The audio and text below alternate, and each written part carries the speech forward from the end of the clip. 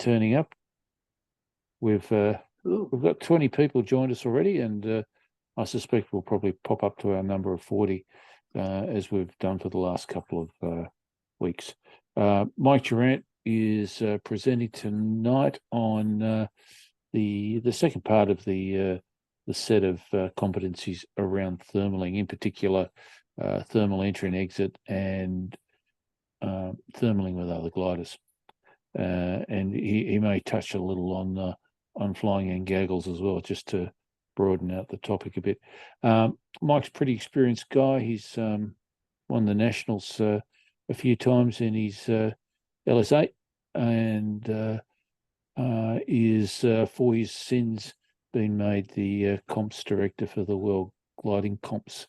So he's run a Horsham week, and they reckon that was good enough to prepare him for a world comp. So he's got an exciting 3 or 4 months ahead of him, but great to have him just talking about this, because he can bring a lot of experience to this topic. As ever, if you have any questions for Mike, the best way to do it is to just pop it in the chat, given that we do have such a large number of people here today. And if you do need any other questions followed up or whatever, you can certainly ask your local coaches, or send Mike or myself an email, and we can follow that up with you. The other thing I should mention is Mike is the Soaring Development Manager for Victoria and Tasmania, which means he has special responsibility for developing soaring in our region. So over to you, Mike, and I hope everyone enjoys the show. Thanks, Dave. And after that lead in, I hope I can keep everybody amused and pass on some knowledge, because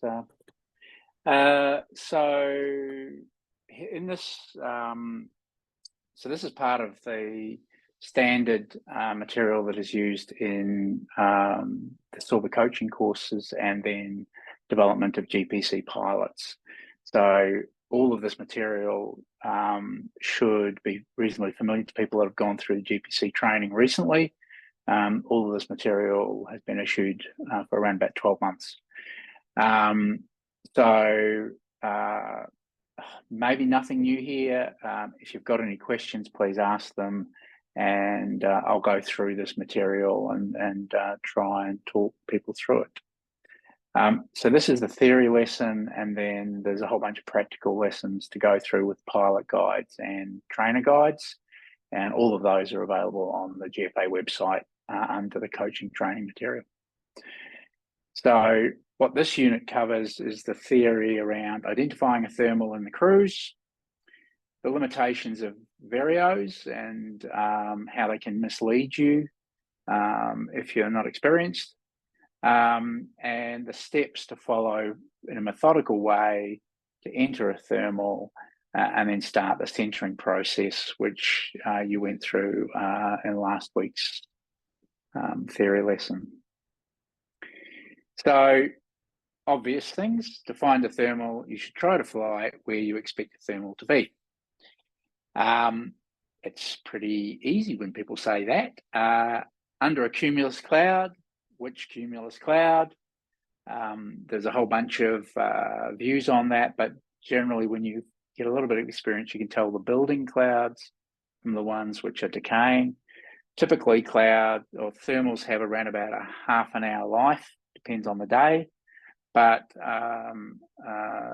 not every cumulus is a good one, about 1 in 3. And you need to plan for a sequence of clouds to fly under on the view that one third of those will work. 1/3 will be maybe you can stay up, and 1/3 will be decaying and not worth the effort. Fly over good thermal sources and triggers. That depends on the country that you're flying in. In southeastern Australia, Victoria and New South Wales, tends to be the drier, darker paddocks. I always, if I get low, tend to fly towards farmhouses and if there's machinery in a paddock. Everybody has their favourite thermal source. Again, there's a degree of experience in that and what works in the particular terrain you're in. One of the things to always remember is that thermals drift. And so flying overhead a trigger on a 10-knot day with a 10-knot wind, you won't find the thermal there. The thermal will have drifted downwind. So unless you're down at dot feet over the ground, the thermal isn't there. The thermal has drifted downwind from the thermal source. So it's always useful, if you can, to line up the thermal sources into wind if you're getting low and you're really after a climb, and try and work your way into wind up along where the thermal might have drifted. So that's something to keep in mind. And obviously where other gliders are thermaling, the best thermal markers are other gliders, eagles. Eagles do not thermal in crap. They're always in the best climb around. And so always go and try and find particularly eagles, but other birds, ibises and various other kinds. Pelicans are a good thermal marker as well, if you're up around the Murray. As you approach thermal, you'll feel the air become more turbulent. It's possibly lifting one wing or both, and maybe feel some sinking air as you come into the thermal, because the air is going up in the thermal and then it's sinking down the outside. But prior to the thermal, you get people talk about cobblestones. It's just a little bit of rough air. That area and the width of that area depends on the day. If it's a high cumulus day, then that area can be quite large, and you may have to run into the thermal for a long way before you find the climb. On a blue day, which is only going to 4,000 or 5,000 feet, often there's very little warning before you hit the thermal. And that makes low blue days particularly challenging, because often there's little notice and you don't have cumulus to mark the climb. So it takes quite a bit of experience to get good at low blue days. And that's why those days are challenging, particularly down. We get quite a few of those down here in Victoria and in southern New South Wales. When you come into that, if you find the climb and you run straight into it, you'll feel a sustained upward surge. Now that's different from a gust. A gust is a sharp jolt. A sustained upward surge, remembering that a thermal is 500 plus meters wide. Like, these things are big. They have mass. If you hit a good climb, you know about it. It lifts the glider, you get a sustained surge, and then you turn. That's if it all works well. But if you haven't quite got there, what happens is you run through the cobblestones and you're going past the thermal, and unless you explore the air by turning left or right, pick a direction, doesn't really matter, you will go straight past the climb. And typically where we see people relatively inexperienced outlanding on a blue day, they've gone past multiple climbs because they haven't identified that there's a thermal in the area and they haven't explored where the climb might be. So it's very important to learn thermal entry by feel. Don't rely on the Vario. Varios are misleading, and it depends on the glider. The more modern electronic Varios with gust compensation and filters and a well set up glider, they're excellent. In a typical club glider with poor instruments, old, they may or may not be great. It really depends on the setup in the particular aircraft, and also your experience in that aircraft with that particular Vario. So a lot of the really good competition pilots will bring their own Varios. If they hire a glider, they will bring their own Vario and their own setup, and they will spend a lot of time setting the instruments up in the glider because they're used to that Vario in a glider. So it's really important if you're going to use the Vario to be quite familiar with the instrument, which is why we say when you're first learning, it's much better to learn by feel. It gives you much more consistency across different aircraft, and it gives you much clearer indication about whether you're actually in a climb or you're just in a gust. So some of the Vario limitations, lag. So we talked about that in thermal centering, and lag is the delay in basically the plumbing and the Vario to react to a pressure change or a change in energy, and that lag means that you have to allow for that when you're centering, and again talked about that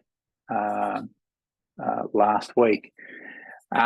The turbulence around the thermals causes horizontal and vertical gusts, and they may increase or decrease the total energy, and therefore they will mislead the Vario.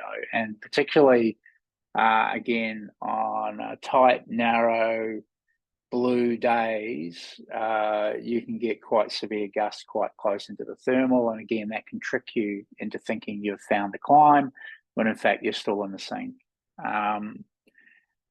Gusts can completely mask the vertical indications, making the Vario useless for thermal entry, because as you come into the thermal, you're going through that transition layer between the sink and the lift.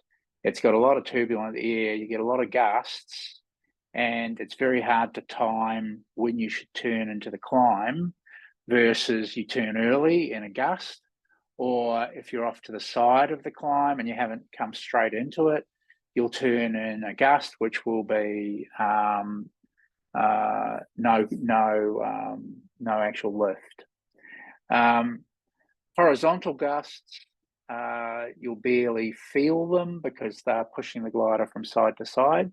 But a vertical gust, you'll feel in your ass because it's going to lift you. If it's a real surge, you will feel it, and you need to develop that feel and be very aware of it. A lot of experienced pilots, when they're coming into the climb, yes, they're listening to the Vario and usually not looking at it, but listening to it. They're looking around because there may be other gliders around, or particularly when you're coming into a climb, that there's quite a good chance that somebody else may have found that climb, so you need to have a really good lookout. But what they're actually trying to do is feel what's happening with the air.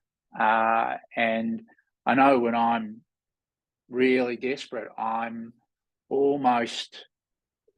just trying to feel what's going on, and I'm not really interested in what's happening with the instruments, and just trying to feel where that climb might be and feel your way into the climb. Again, that comes with a lot of experience. There's no way to short circuit doing a lot of thermal entry and a lot of thermal entry out of cruise to gain the experience to then quickly be able to center a climb. If you feel a sharp jolt, it's probably just a gust. If you feel that sustained surge, then it's more likely to be a thermal. No guarantees in life, but it's more likely to be a thermal if you've got that sustained surge. So now your key decisions when you're coming in, it's will you turn? So that's about feeling the air, and every day has a rhythm too. So you may have cruised for 10 kilometers and you're sort of now expecting somewhere around here there's got to be my next climb, because you've had a climb every 10 or 15 kilometers for the last hour. So there's a rhythm to the day. The really good pilots figure that rhythm out pretty quickly. But if you're identifying if it is actually a thermal and not just a gust, that's about feel. You then got to, is it safe to turn? So you've always got to be aware of what's around you. Flarm helps. Is there any traffic around you? But so many flarm setups outside of sort of high level competitions, the flarms can be a bit dodgy around, clubs, environments. So you really need to look out. So I only use a flarm really to alert me that there's traffic maybe in the area as a backup, but I don't use the flarm for separation, and I certainly don't rely on it if I'm going to turn into a climb. You've got to be looking, and you've got to be looking above you, because if you pull into the climb, you're going to, and you get it right, you can gain a surprising amount of height. I once counted the individual flecks of dirt on the gear doors of a glider above me when I pulled into a climb too aggressively at a comp. Way, way too close. So be careful when you're pulling into the climb, and be careful to make sure you have a really good lookout. There's always the question, if you find the thermal, do you need to turn? You don't, if you've got plenty of height and you're trying to make tracks and speed, you don't need to take every single climb. If you're practicing thermal entry, then sure, go and take every climb you can, see how well you can enter. This is something that needs real practice. So is it a thermal? Is it safe to turn? Do I need to turn? Okay, when am I going to turn? So I've run across the cobblestones, I've run into some sink. Right, sink's good now because I think on the other side of that sink there's a climb, so I'm going to drive through, get a bit of lift. Do I turn? Or my recommendation is wait until you get the surge, then turn. Not the first Vario indication. You really need to push through, feel the surge, and then turn. Which way to turn? Frankly, that is a tertiary question. I've been doing this a lot. I might be a bit better than 50-50 in terms of getting it right, which way to turn. Much easier under queue, where you can line yourself up under the queue and you know where it is again. It's on the northeastern side of the queues today because the wind's coming from that direction. And you can turn into the core pretty regularly. On a blue day, where you're at speed and you pull into the climb, it's a gamble. People go, the wing's going up on the left, I'm going to turn right. And yeah, okay, maybe. But my experience, it's pretty much a gamble. The key thing is when to turn. So, and I've seen people go into the climb and go, oh, should I turn left? Should I turn right? Should I turn left? Should I turn? Boom, they're through it. It's much more important to prioritize when to turn than which way to turn, right?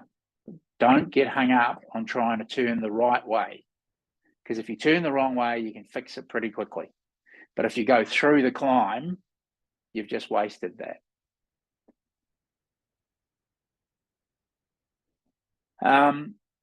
Thermal entry. You may notice the turbulence and the cobblestone effect at the edge of the thermal. They talk about it as a cobblestone. It's rough, turbulent air.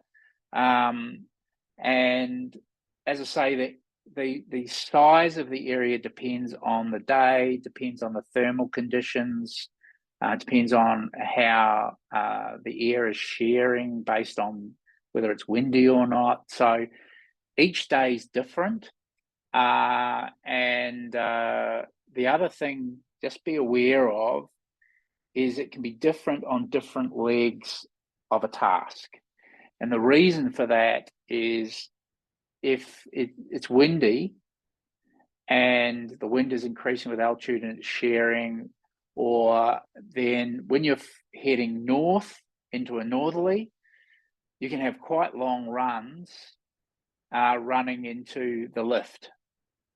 If you're running south on that day, there'll be almost nothing ahead of it, and then you'll hit the climb. Just because of the way, because thermals do stand up, they have mass. They have tons of mass. So they do actually stand up into the wind a bit, right? They fundamentally drift with the wind, but they have mass and they do stand up into the wind. And be aware that depending on the direction you're approaching the thermal relative to the wind, the area, size, nature of the warning you'll have will be different.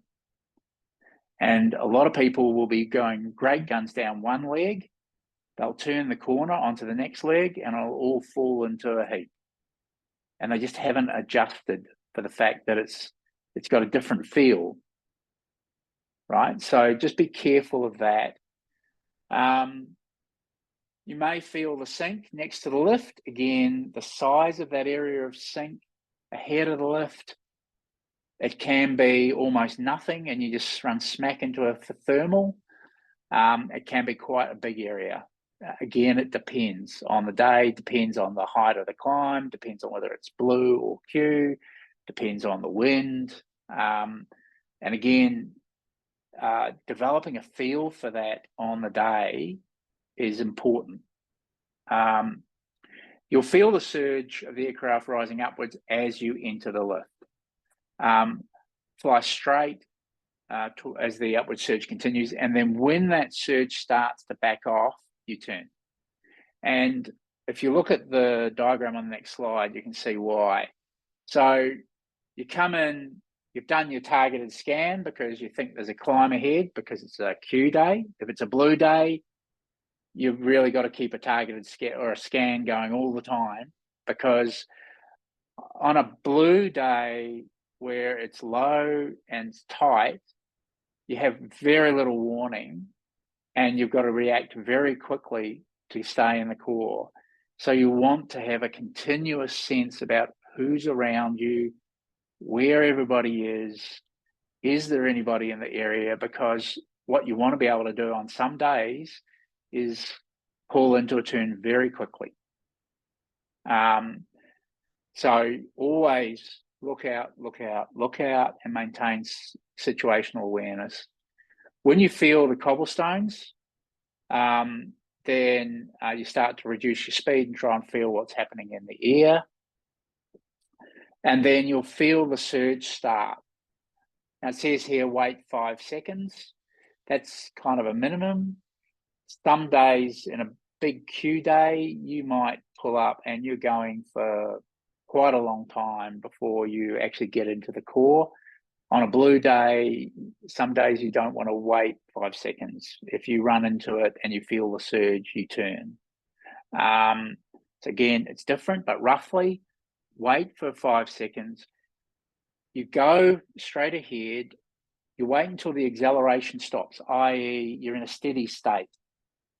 Now you're still going up in the climb, but you're not going up faster. So you don't feel the acceleration, right? As soon as that acceleration stops, you turn. And if you've turned the right way, you've got a fair chance of being in the climb, and then you can center. If you turn the wrong way, you'll turn and you'll go into sink. Just keep it coming around, turn through 270 degrees and run 90 degrees across track for 3 to 10 seconds to put you on the other side of your track, and then turn in. And 9 times out of 10, that will work, right? And if it doesn't, well, okay, there wasn't a climb there and you carry on. But 9 times out of 10, that 270 degree correction will put you into a climb if you've turned the wrong way. And that's kind of why I say don't worry too much. You've got a 50-50 chance of turning the right way.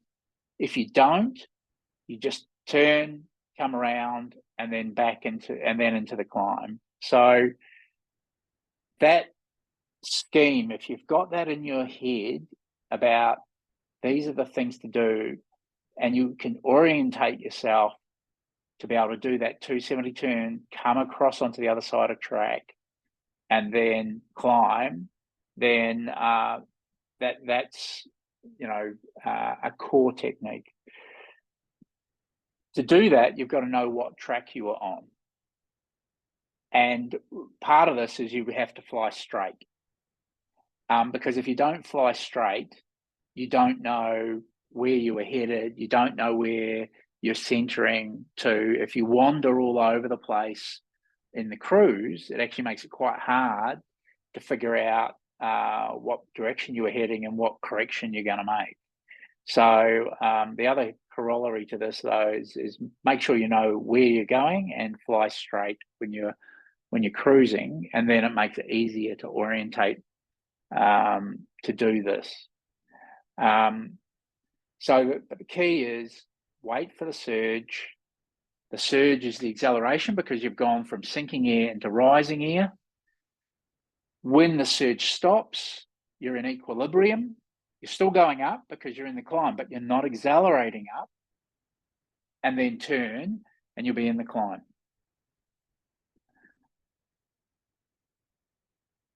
So, steps to thermal entry. Complete a full and targeted scan.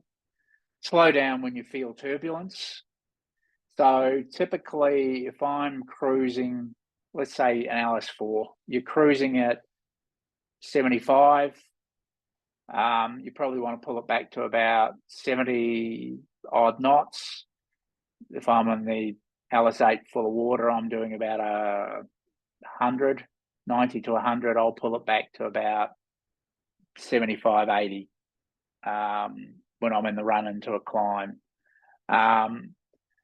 So you want to slow up when you get into that cobblestone and you think there's a climb there, because it's very easy to blast straight through a climb, particularly on a narrow blue day. Don't turn when you first feel the surge. You're waiting for that surge to stop, because that says, now I'm in rising air, I'm in equilibrium, I'll turn. Anticipate your turn. So when you first get that surge, you're looking. Anybody else around? And then you're scanning in the direction you're expecting to turn. And this is another reason, by the way, why this idea that you turn left or right, and you need to be predictable. You need to have looked where you're going to turn. And if you're just pulling up on the surge, do I left, right? Well, where are you looking? What's happening? Am I predictable? Somebody's behind me, following me. Where am I going? It's much better to have a plan and then follow a plan,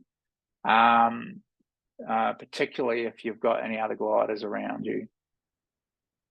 Turn when you feel that sustained surge, and you've got a sustained vario indication. Some days where the climbs are weak or reasonably uniform, the surge method doesn't work so well, because when you run into the climb, you don't really get the surge. Then you have to go back to relying on the vario. But that's pretty rare most Australian cross-country days. And it's really only at the end of the day when things have really smoothed out and you've got very weak climbs to get home. But even then, you can use the surge method. And once that vertical acceleration is stopped, then you turn. If you feel a surge when you've turned towards the core. So you were off to the side, you turned, and as you turned, it surged more. Well, the core's over here, right? So you've turned into the surge. So that's always a good thing. Keep the turn going. If you turn and you're getting a sinking feeling, then you're dropping off the side of the climb, and you've got to come around, do that 270 degrees, come back across, and then recenter. Retrim to thermaling speed and recenter as necessary, and you went through that. Depending on how far away from the core you are, when you'll need to move your circle significantly.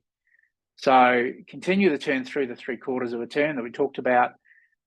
And if you feel a sustained surge, so you've done your 270, you come around, and then you've got a sustained surge as you go across on that 270 track, then you do the same as you would when you center. So you wait until that stops, and then you turn.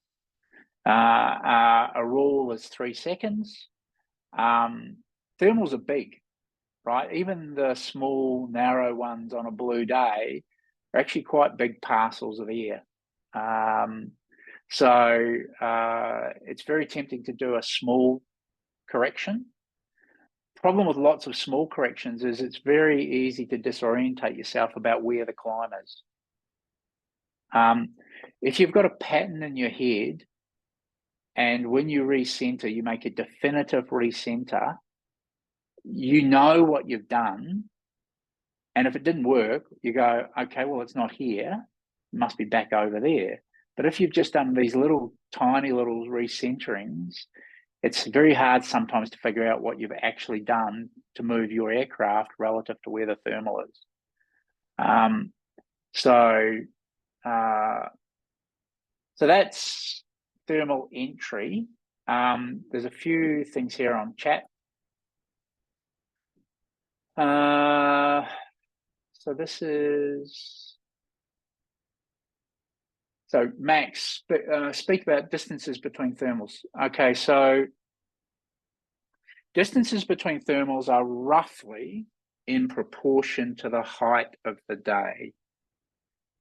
So the higher a day goes, the further apart the thermals are. And you know, on low days, typically the thermals are much closer together, and roughly, you know, very, very, very roughly, 10,000 foot day, they're probably, depending on, you know, they can be 20, 30 Ks apart, right? So you can have quite long cruises. On a low day, you might be getting a thermal every 5 kilometers, every 10 kilometers. So it really depends on the day, and again, your experiences on that particular day are determined by: are you going crosswind? Are you going along the wind and running along a street? But on a day where basically wind isn't a big factor, they're reasonably easily distributed, then something of the order that I talked about is the sort of distance apart. So, and again, geographic features, if there's a line of a ridge line or something like that, that changes that again. But out on the flats, out north of Bendigo and out towards Horsham, those sorts of distances between climbs are relatively common. So this is Vitali B. If you're through the cobblestone, then sink, and then cobblestone again, does it make sense to assume that you just missed the core completely, but it's there somewhere, and then turn 180 and trace back a parallel course for 50 to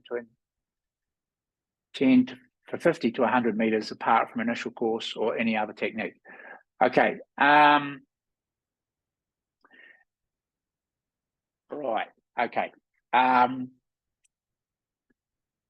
As an experienced, let's say very experienced cross-country pilot, it'd be very rare, almost never, that I would turn back. If I've gone through and I think I missed a climb, I just keep going. There's always another one out there. Now, the exception to that rule is if I'm in desperation mode down at, you know, I need a climb, I'm going to do anything to find a climb. But again, my experience is very rarely is it worthwhile going back. What I will tend to do is just slow up and really start searching, but keep pushing ahead. It's very easy to think there's a climb behind you. It could have just been a gust. You might have missed a climb, but it's very hard to go back and find a climb if you're not in contact with the air mass itself. So if you've gone through cobblestones past and through some sink, and then you miss something, and then a bit more sink, and then cobblestones again, and you're going, there was a climb back there. By the time you turn around and then you try and find that bit of air again, that's actually surprisingly difficult if you're not actually in contact with the air mass itself. You're probably better off looking for your next climb further down track. But there's always an exception to all of these rules, right? Depends on the circumstances. Hopefully that answered that question, but that's an interesting one. I probably used to go back more now than I do these days, when I was less experienced. But my experience, it didn't really help that much.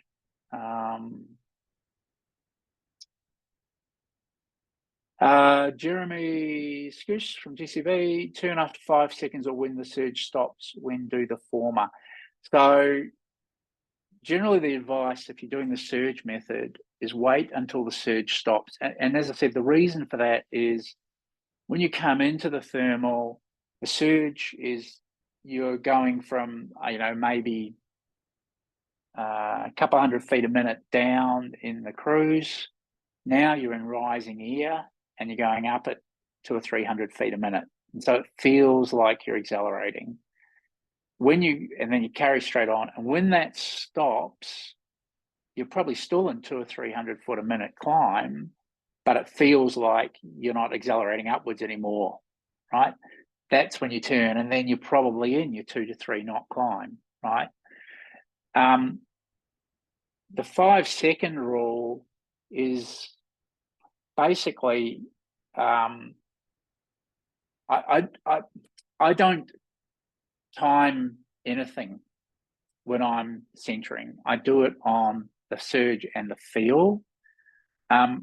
What I do in my own head is when I'm doing a correction, sometimes I will count to myself, because the temptation I have is to center, is to correct and then turn in too quickly and not correct enough. And so I'll often count to myself 1001, 1002, turn. But that's when I'm doing a correction.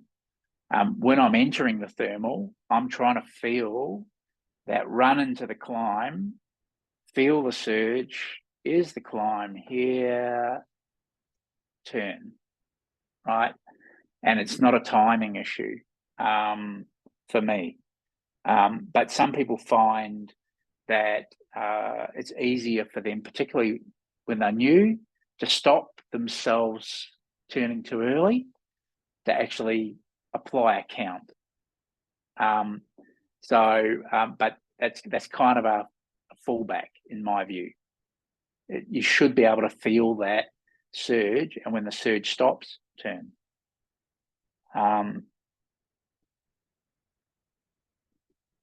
Okay, so those were the questions in the chat. Were there any other questions before we look at flying with others?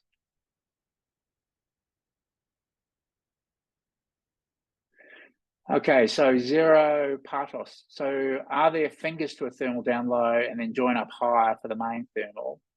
And if so, how does that affect the centering technique? Yes, there are. So there's some quite good photos around of the way thermals form down low. So number one, don't get down low. It's complicated and messy down there. That's rule number one. If you do get down low, then you can end up with multiple cores that have come off the ground, and then they form as sort of individual bubbles, and then they come up and they will coalesce into a well-formed thermal. And that coalescing is really in the first sort of 1,000, 1,500 feet when it separates out of the boundary layer. You can see with, if you see a dust devil, and it's a well-formed dust devil, and I've seen them running across paddocks, picking up whole paddocks and picking up water tanks out of paddocks and all sorts of stuff.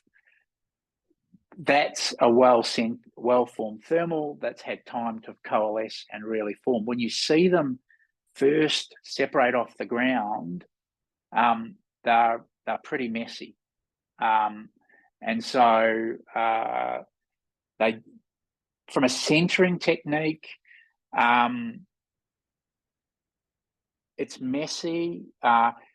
On some blue days, that sort of gusty, messy climb persists almost all the way through the day, through the height band. And they're so narrow that it's very hard to get a solid climb where you're centered on it. And some days you just have to accept that it's going to be 3 knots over here and it's going to be 1 knot on this side, and that's the best I can do. So every day is different, which is what makes the sport challenging and fun. And some days, as I say, you have to turn in the surge, you'll turn, and then you'll fall into sync, and then you'll recenter, and you'll fall into sync on the other side. And someday, and you just got to sort of make the best of it you can. Thankfully, those days aren't that often. At least they're not good days for us to go cross country. Mark? But there's no particular technique I can teach you there. Mark, it's Tom. Can I just give Yep. an example of that? If you've got a bunch of farms next to each other and you've got the homestead next to each other, you quite often find that you've got thermals coming off the different homesteads, and there might be four of them, and eventually they come together. But if you low down, you basically you haven't quite centered one of them, and then you extend, and you're actually on top of the roof of the other homestead, and you get another surge. And eventually, as you get higher, it ends up being one thermal. Yeah, and down low, so sometimes, look, if you're down low and you're about to go into a paddock, you know, I don't know, 1,500, 1,000 feet, some days you just have to persist, and you're going around in this stuff for, it feels like half an hour, but it's probably 10 minutes, and then it finally forms up, and then you can climb away in it. And so there is an element when you get down low of just persisting sometimes in that sort of rubbish until it actually forms up, and then you can climb away. So don't be afraid to do that if necessary, right? All right, so that's thermal entry. There's lots more about thermal entry, and if you hang around a bar at a gliding club, you'll hear lots of different theories and stories. But the main thing is go out there and fly, and go. You don't even have to go really cross country, but climb, go somewhere, even if it's 10 k's down the road to some place. Find your next climb, then go to the next climb. Don't just puddle around the airfield. Make a bit of a triangle out of it or whatever, and try and go somewhere, and make sure that you find a climb, center it, climb, practice. This is one thing that's, you know, it's absolutely core to going cross country, and there's no substitute for practice. So every flight you need to practice this. So I'm going to stop sharing that one, and I'll share the other one. which is soaring with other gliders. So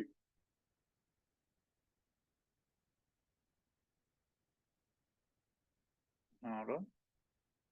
Let me just.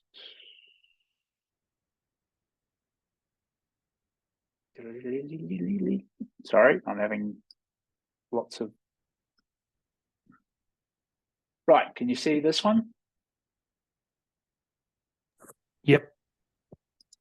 Okay.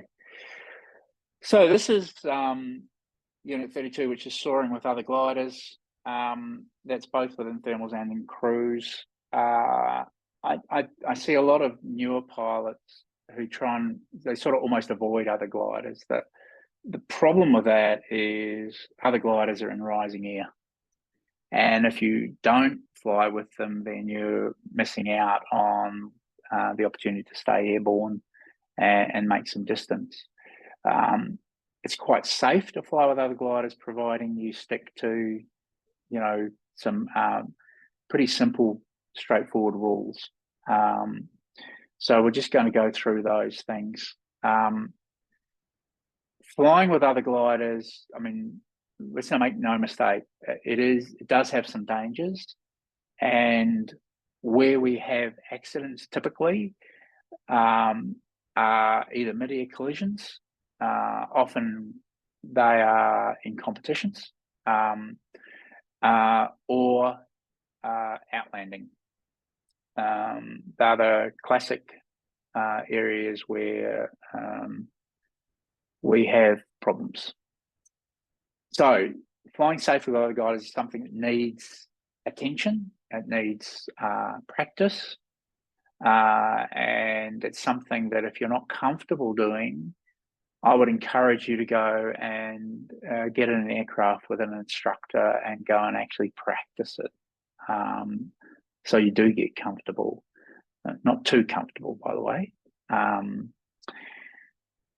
So it requires awareness, it requires that you maintain separation, and it requires predictability on both parties. So the way you are safe for others is you're predictable, and it's a bit of a contract you have with whoever you're flying with, is that they'll be predictable and you'll be predictable, and then you're both safe. And if you're flying with a pilot that you're not comfortable they're going to be predictable, then go somewhere else, right? So awareness, you need to keep a constant lookout when in the cruise and thermaling. There's lots of reasons to keep a constant lookout. It's safety, it's trying to find another glider, trying to spot that eagle that's in a climb. You know, look out, and look out. And there's no substitute for that. A FLARM is an alerting mechanism, and it's fallible, it's not reliable, it's useful, but do not rely on it ever.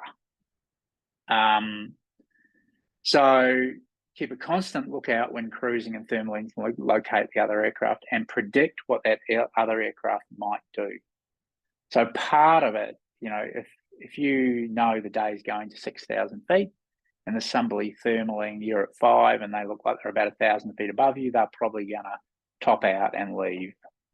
If somebody's below you and they're clearly looking for a climb, then you can expect that at some point, they're going to pull into a climb and start thermaling. So don't be above them in an area where they might pull up and hit you, right?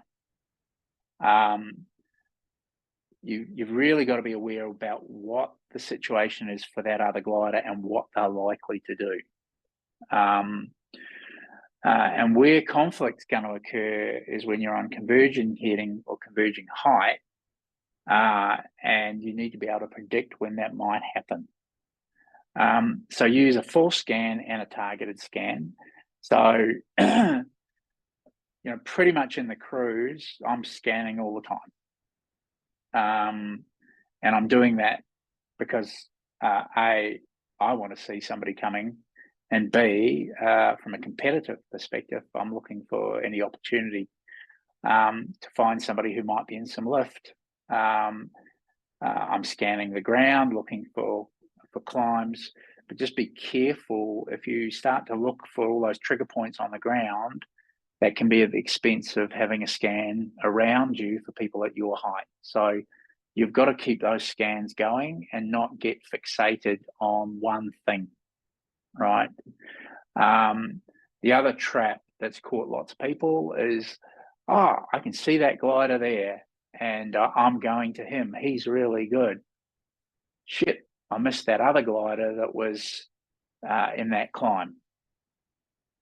And we've had any number of accidents where people have collided in a climb because they saw one glider, but they didn't see the other one.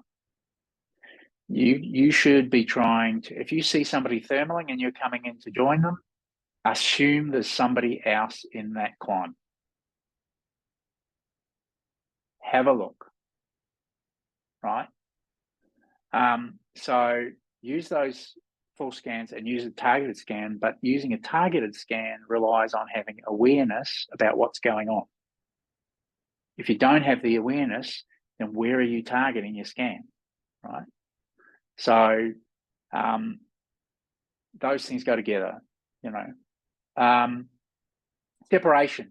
Your legal minimum separation is 200 feet, which is about 60 meters, which is a little bit further than an aero tow rope. So imagine a 60-meter radius bubble around each glider, and you should never bust the bubble. So the idea is that you assume that bubble around every glider, and you make sure that in any direction you don't bust that bubble around the glider.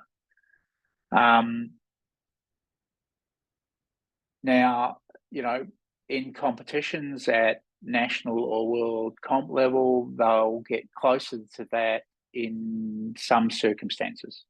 You know, I'm not going to say they don't. But in those environments, everybody knows what they're doing and they're very predictable. But even there, you don't bust that bubble unless you're extremely confident you know what the other glider pilot is doing and who's in that plane. But the rule is, unless you're flying at that level and you really, really, really know what you're doing, you keep that 60-meter radius around every aircraft. So give way to anyone within half a sphere ahead. You must give way to those gliders no matter how the glider in front or on the side maneuver. So the safest place to be if you're with another glider is right behind them. Because if they pull up, they go left, they go right, you can just follow them, right? The most dangerous place to be is just off to their left or right and above them, slightly above them. Because if they run into a climb, they're going to pull and they're going to turn. And if they pull and turn, they're going to hit you. So don't be there, right? If you're in the cruise.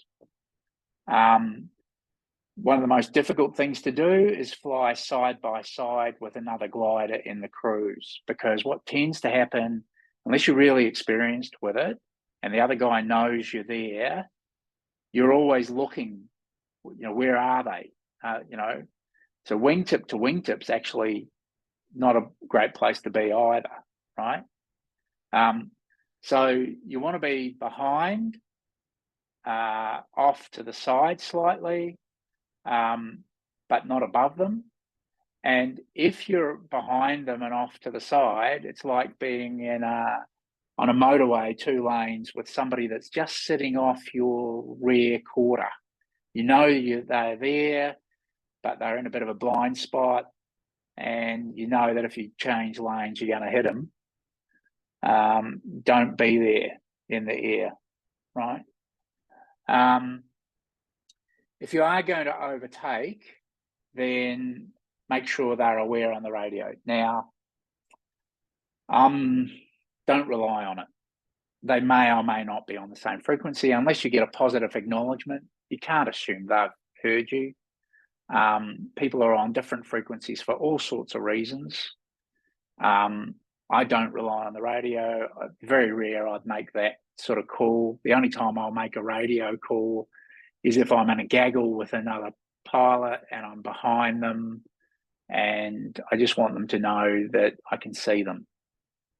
Now, or if I know somebody's behind me but I can't see them, I might ask them if they've got me. That's about the only time I'm going to use the radio for separation. You know, by all means, make the radio call if you're going to overtake them. But if you're overtaking them, you need to be in a position that as you go past them, if they turn towards you, they're not going to hit you, right? It's your responsibility when you're overtaking to stay out of their way. And unless you've got positive acknowledgement that they know you're there and they're not going to turn, then you stay far enough away so that you don't cause them a problem. It's your responsibility. Double blind.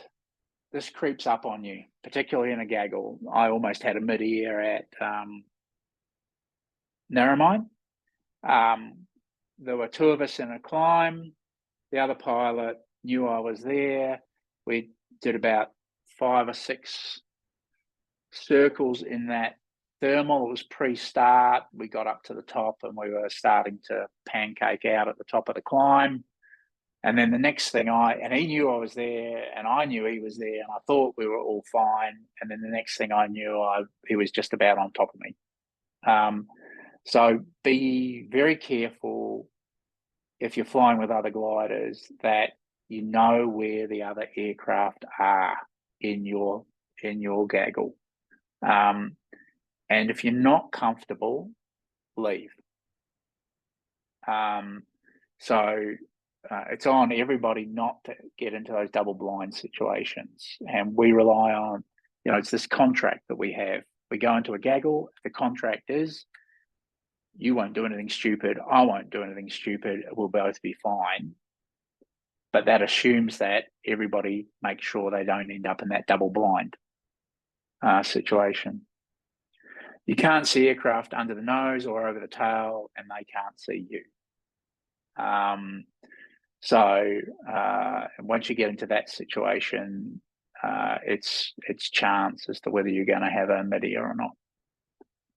So I don't want to scare everybody off.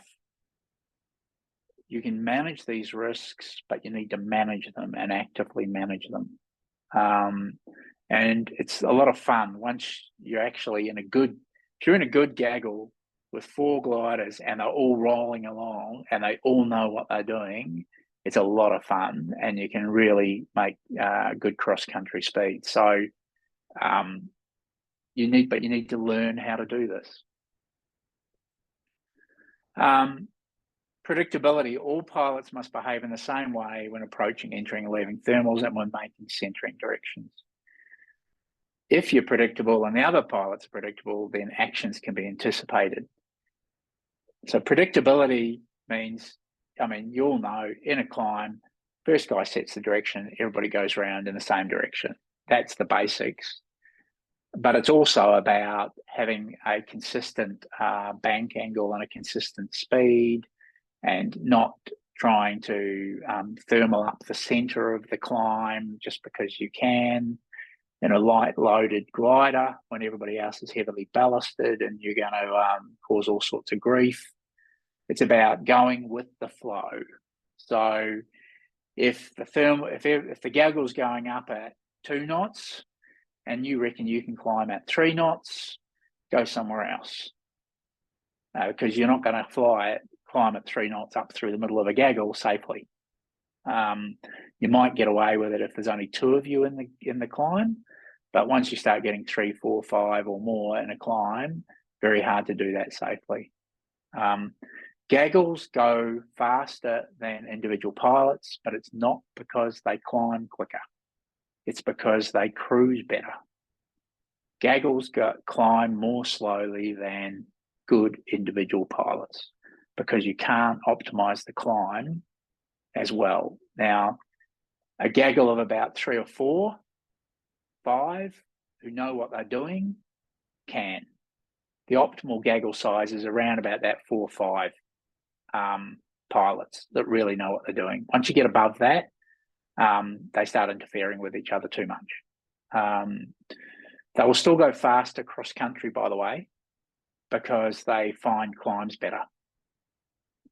But they don't climb as well as an individual pilot. So don't try and climb up through a gaggle. That's not a good idea. So predictability when you're approaching a thermal. Conduct your full scan and a targeted scan. Locate the gliders in the thermal and identify the direction of turn so you can match it, even with large differences in height. If you're in a lightly loaded LS4 and somebody's in that climb and a heavily loaded LS8, you'll probably climb up through them. So if they are turning right and you come in going left, they're a couple of 1,000 feet above me, that might be a problem in a few turns. So just doesn't really matter. The height difference, match the turn direction. Plan ahead of your arrival. Which gliders will you going to be joining with? At what height? And are they going to be at the same level as you? Remembering that as you run into the climb, particularly if it's a big climb, you can actually pull up quite a considerable amount of height as you run into the climb. So you've got to be able to predict where the gliders are going to be relative to where you'll end up in the climb. Slow down and then synchronize with the other glider speeds, because if you're cruising at 80 knots and they're thermaling at 55, 60, you've got to be able to match their speed. And then don't pull up in the core. So I've done this in comps and I scared myself witless one day when I pulled up in the middle of the core. And I was in an open class glider and I was with the standard class gaggle, and I was shocked at how quickly I closed on the guys above me and only just slid out the side. If you pull up in the core, by the time you've bled that speed, and then particularly if you're ballasted, you'll make a surprising amount of height gain, and unless you really know what you're doing, you'll create a real problem. And the other problem is if you pull up in the middle of the core and they're going around the outside of it, you end up in this situation, well, where am I going to go now, right? How do I fit in? What you want to do is come in, bleed the speed, and then ease your way into the climb.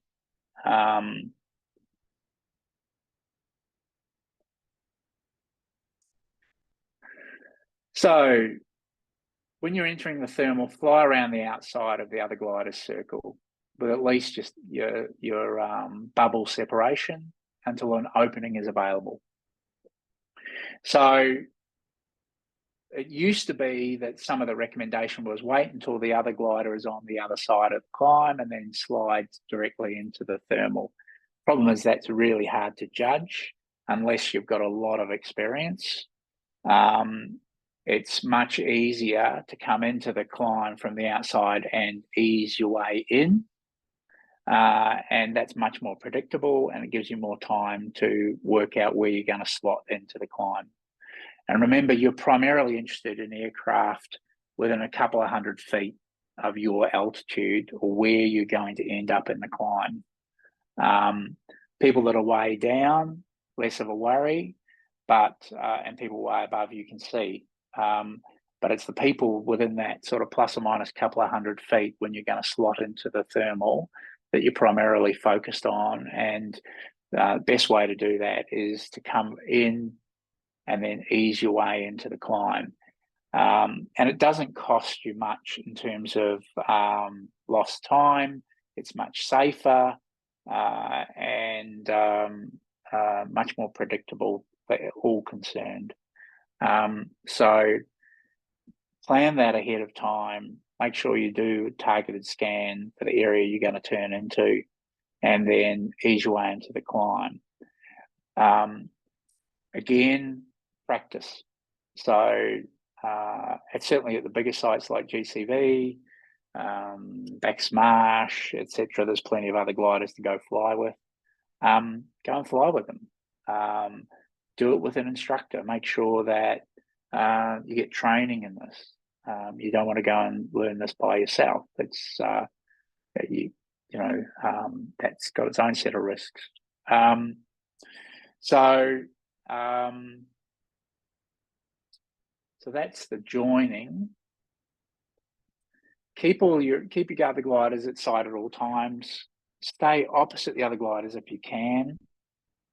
Go with the flow. Match other gliders' bank angle and speed. So there's no point in where this gets tricky is where there's different wing loadings, and you've got, I don't know, a K6 flying with a ballasted LS8. The K6 is going to climb up through the ballasted LS8. The LS8 is going to be thermaling at about 60. The K6 is probably thermaling at 45, 50. So the K6 will climb up through the LS8. Now that can be done providing everybody's predictable, but generally in most fiberglass gliders, you're in that 60 odd knot thermaling speed, and you've got about a 45-degree angle of bank is typically what you're aiming for in most thermals that we encounter in Australia. So if everybody's roughly at 60 knots and 45 degrees, then everybody's in the slot. Just accept that. Accept that climb rate's likely to be lower than if you're thermaling on your own. Don't try and be a hero, because you'll cause all sorts of grief. Make your small centering corrections when it's safe to do so. The key one here is do not point your nose on the inside of another glider's tail. So what you want to do, if you're following another glider around the climb and you're behind them, you're not in a double blind because you can see them. They may not be able to see you, by the way. But you make sure that your nose is on the outside of that glider's tail. If your nose is on the inside of that glider's tail, you are closing on them, right? So make sure that, and I've seen this, I've done some coaching flights where the coachee has let this happen, and you let it go for a while, and you just gradually it closes in, and then you end up in a situation where you're so close behind the glider in front that you've got almost no option, nowhere to go. So just don't do that. If you keep your nose outside of their tail, then you're not closing on them, and you can continue to go around the turn. Don't turn inside other gliders. Don't turn your back on them. That creates a double blind. So just don't do it. And note, one pilot with a small bank angle disrupts the thermal for the others who are forced to follow. So if you don't want to thermal banked over at around the 40, 45 degrees, then that becomes a problem for everybody else in the climb, because then they to keep that rule about not following, they have to flatten out, and then everybody flattens out. And because they can't climb up through you, it kind of stalls the whole thermal. Now, what will happen generally is, if that happens, people just go away somewhere else and find another climb, or they get tempted to turn inside that glider, which is an absolute no-no. So generally, to be predictable, make it safe for everybody, consistently about at 40 to 45 degrees, around about 60 knots is kind of that's the sweet spot for most everybody. And that's kind of what you're looking for if you're climbing, thermaling with other aircraft.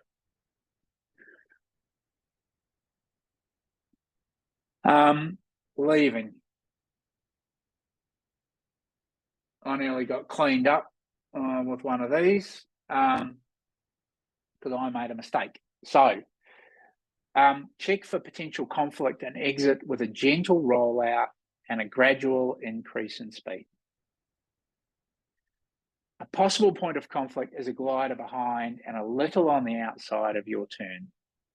Check under your outside wing that it's clear. So what you're looking at is you're looking down somewhere around about your armpit to see if there's anybody in behind and outside you.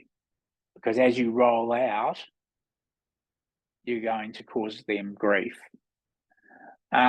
If you roll your wings to level, others will assume you are leaving. So don't turn back into the thermal. And this is where I nearly got myself killed. So roll out,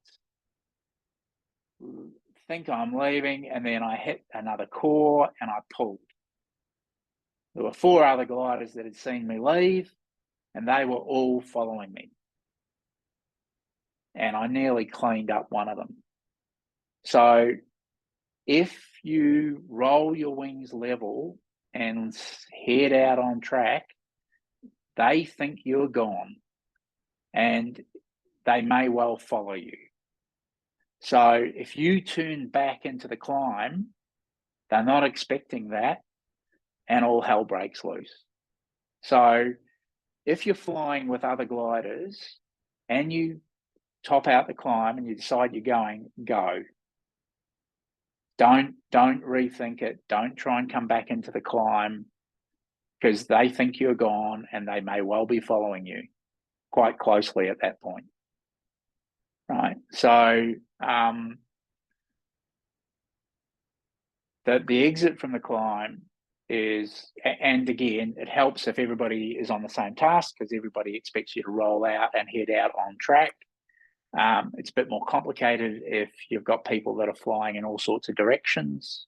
And a club day, people will head off in different directions from the climb. But again, be predictable, roll out, head away from the climb, have a good look in the direction that you're rolling out to make sure nobody's there, and don't turn back into the climb.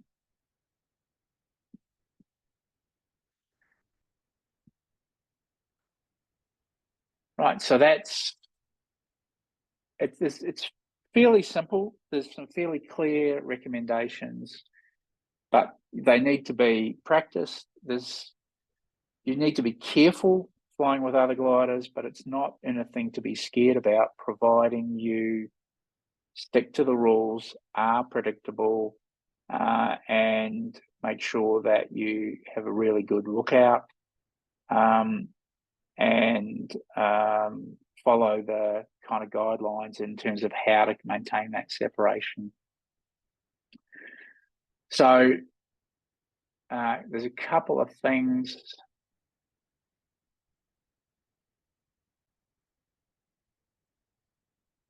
So this is Max down low is where we live at South Gippsland. If you can get to 3,000 feet, it's a magnificent day. So getting from the first thermal away from the airfield to the next one out is quite an event. Looking for that second thermal has to involve whether if you miss it, you have a final glide back home. Very few paddocks are landable here for a range of reasons. Ah, right. I'm going to come down and have a look. So that's mid-October. I'm going to be there for the weekend.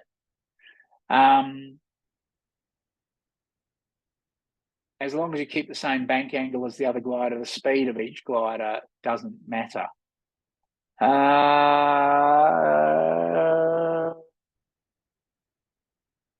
have to think about that.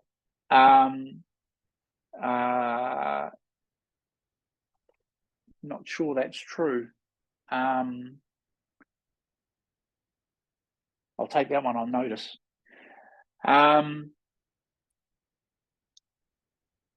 Any other questions or comments? Okay. Hopefully that was helpful. I'm certainly happy to take any questions if anybody's got any questions.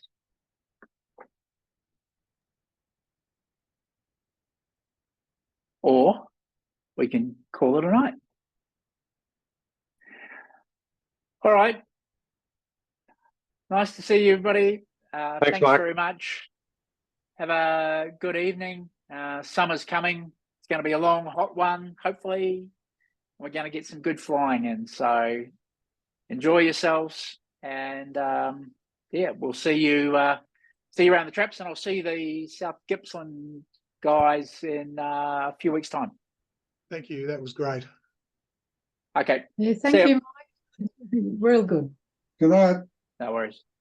Thanks Thanks, guys. Mike. See ya. Bye. Thanks, Mike. Need to make sure we're down there when